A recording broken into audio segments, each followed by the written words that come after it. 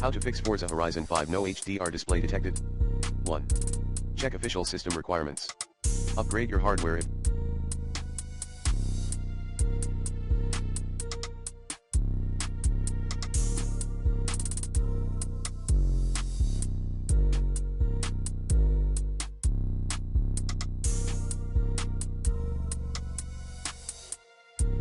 needed.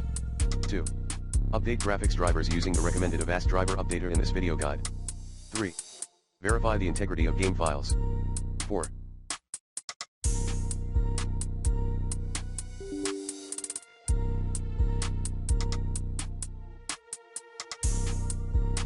Enable HDR in Windows settings.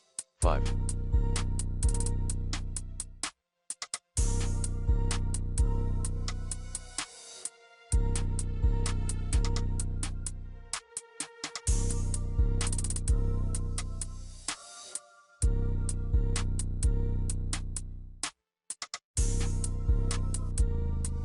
Check HDMI/DisplayPort cable and connection.